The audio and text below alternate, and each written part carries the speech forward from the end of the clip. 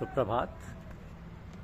उपमन्यु ये हमारी आज की आध्यात्मिक चर्चा का विषय। उपमन्यु अयोध्या का एक शिष्य उपमन्यु था। गुरु ने उसे गाय चराने की सेवा दी।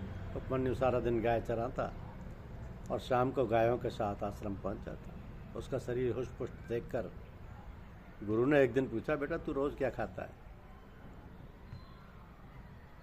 उपमन्यु बोला, गुरुदेव भिक्षा में जो मिलता है वह खाता हूँ। तो गुरुजी बोले, ये तो अधर्म है। भिक्षा गुरु को अर्पण किए बिना तो नहीं खाना चाहिए। गुरु से कपट, मित्र से चोरी, या होई निर्धन या होई कोड़ी। दूसरे दिन से उपमन्यु गायों को जंगल में छोड़कर गांव से भिक्षा मांग कर ले आता और गुरुदेव के चरणों में अर्पित कर देता। गुरुदेव सारी भिक्षा रख लेते और उसे कुछ नहीं देते।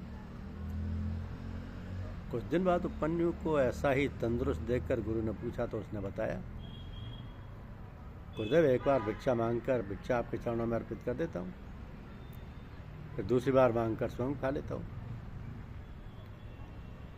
गुरु दो बार भिक्षा मांगने से गृहस्थियों का हक मारा जाता है, ये तो उचित नहीं है। गुरुदेव की यह आज्ञा भी उपमन्यु ने आदरपूर्वक स्वीकार की। कुछ दिन बाद फिर उपमन्यु को उसके निर्वाह के बारे में पूछा तो बोला, प्रभु मैं गायों का दूध पीकर निर्वाह कर लेता हूँ। गुरु बोले, ये तो अधर्म है। गुरु की गायों का दूध गुरु की आज्ञा के बिना पी लेना तो चोरी हो गई, ऐसा मत करो। दूध पीना बंद होने के बाद भी उपमन्यु को तंदुरुस्त देखा, सेहत उनकी दुरुस्त थी।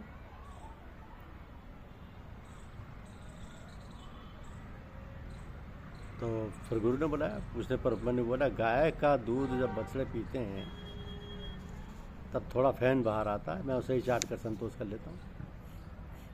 तो गुरु बोले, बेटा तुमको ऐसा करते देखकर तो बछड़े ज़्यादा फैन बाहर छोड़ते होंगे और स्वयं भूखे रह जाते होंगे। ऐसा करना तुम्हारे लिए योग्य नहीं है। अब उपमन्यु के लिए भोजन के सब रास्ते बंद हो गए, परंतु गुरु के प्रति अहोभाव और श्रद्धा में लेश मात्र भी फर्क नहीं पड़ा। गुरु द्वारा सौंपी गई सेवा चालू रही। बहुत भूख लगती तो कभी किसी वृक्ष या वनस्पति के पत्ते चबा लेता।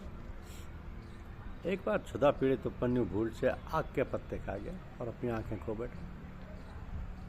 रास्ता ना दिखने के कारण वह एक कुएं में गिर पड़ा। तो वज्रादपि कठोराणी मृदुनी कुसुमादपि। शिष्य के कल्याण के लिए, उसके जीवन को गढ़ने के लिए बाहर तो वज्र से भी कठोर दिखने वाले और भीतर से फूल से भी कोमल कृपालु गुरुदेव ने जब गायों के पीछे उपमन्यु को लौटता हुआ नहीं देखा तो उसे ढूंढने के लिए स्वयं जंगल की ओर चल पड़े। उपमन्यु बेटा उपमन्यु की पुकार जंगल में गूंज उठी।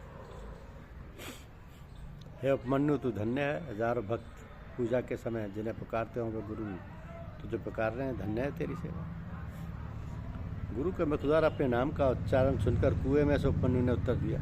कुएं के पास आकर गुरु ने सारी हकीकत जानी और आंखों के उपचार के लिए देवों के वैद्य अश्विनी कुमारों की स्तुति करने के लिए उपमन्यु को कहा। उपमन्यु की स्थिति से तुरंत वहाँ अश्विनी कुमार प्रकट हुए और उसे आंखों की दवा के रूप में कोई मिठाई खाने को दी। उपमन्यु बोला, अब मुझसे गुरु की आज्ञा के बिना कुछ भी नहीं खाया जाएगा। तो अश्विनी कुमार बोले, ये तो दवाई है, इसे लेने में कोई हर्ज नहीं है। तुम्हारे गुरु की भी एक बार ऐसी अवस्था हुई थी, तब उन्होंने भी खा ली थी। उपमन्यु ने नम्र भाव से कहा, मेरे गुरुदेव क्या करते हैं ये मुझे नहीं देखना है, मुझे तो वो जैसा कहते हैं तदनुसार मानना है। अश्विनी कुमार प्रसन्न, उन्होंने उपमन्यु की आंखें ठीक कर दी। उपमन्यु कुएं से बाहर आया, सब वृतांत कहकर गुरुदेव के चरणों में गिर पड़ा। गुरुदेव का हृदय भराया और उनके मुखारबिंद से अमृत वचनों के रूप में आशीर्वाद निकल पड़े। बेटा तू वेद वेदांग का ज्ञाता, धर्मावलंबी और महान पंडित बनेगा। हुआ भी ऐसा ही। लाख लाख वंदन हो। बाहर से कठोर दिखते हुए भी अंदर से शिष्य का कल्याण करने वाले ब्रह्मवेत्ता सद्गुरुओं का। धन्य ऐसी कठोर कसौटी में भी अडिग रहकर प्रतिकार न करने वाले एवं गुरु द्वारा मिलने वाले आध्यात्मिक अमृत को पचाकर पार हो जाने वाले उपमन्यु जैसे सत शिष्यों का। ऐसे ही शिष्य गुरुदेव का प्रसाद पाते हैं। और गुरुदेव की कृपा पाते ही धन्य हो जाते हैं। धन्यवाद।